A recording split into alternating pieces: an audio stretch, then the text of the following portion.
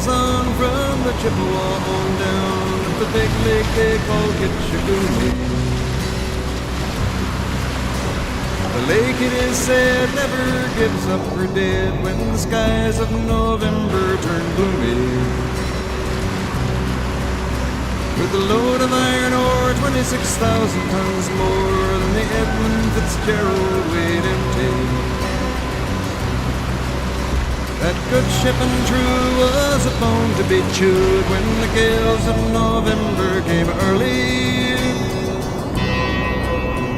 The ship was the pride of the American side, coming back from some mill in Wisconsin. As the big freighters go, it was bigger than most, with a crew and good captain well seasoned, concluding some terms with a couple of steel firms when they left fully loaded for Cleveland. Then later that night when the ship's bell rang, could it be the north wind they'd been feeling?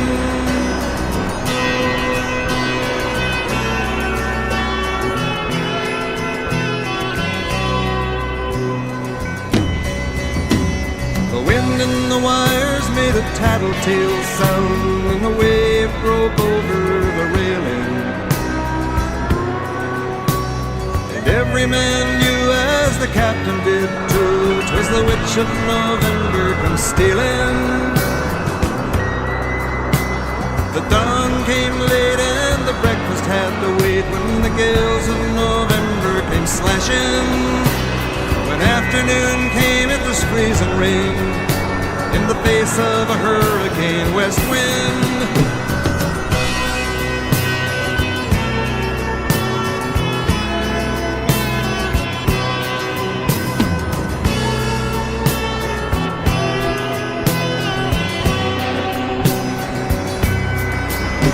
When supper time came, the old cook came on deck saying, "Fellas, it's too rough to feed you." At 7 p.m. a main hatchway caved in. He said, "Fellas, it's been good to know ya." The captain wired in, he had water coming in, and the good ship and crew was in peril. Later that night, when his lights went out of sight, came the wreck of the Edmund Fitzgerald.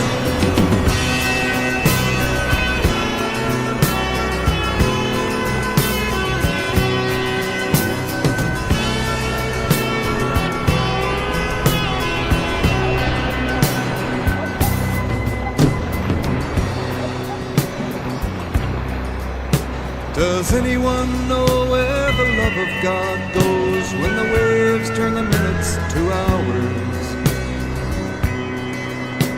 The searchers all say they'd have made Whitefish Bay if they'd put 15 more miles behind her. They might have split up or they might have capsized. They may have broke deep and took water. And all that remains is the faces and the names of the wives and the sons and the daughters.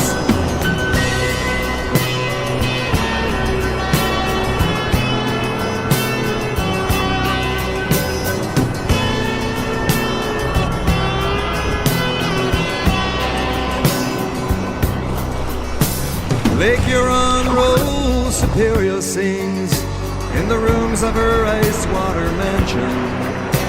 Old Michigan steams like a young man's dreams. The islands and bays are for sportsmen. And farther below, Lake Ontario takes in what Lake Erie can send her. The iron boats go, as the mariners all know, with the gales of November remembered.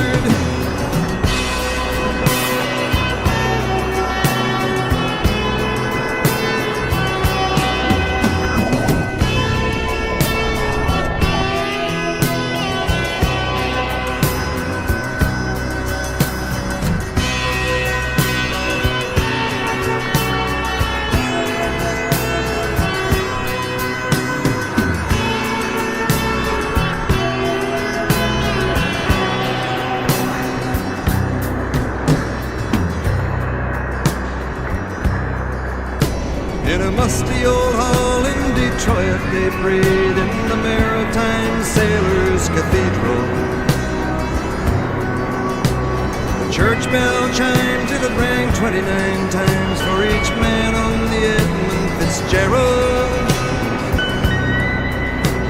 The legend lives on from the Chippewa down of the big lake they call Gitchagumi. Superior, they said, never gives up her dead when the gales of November come early.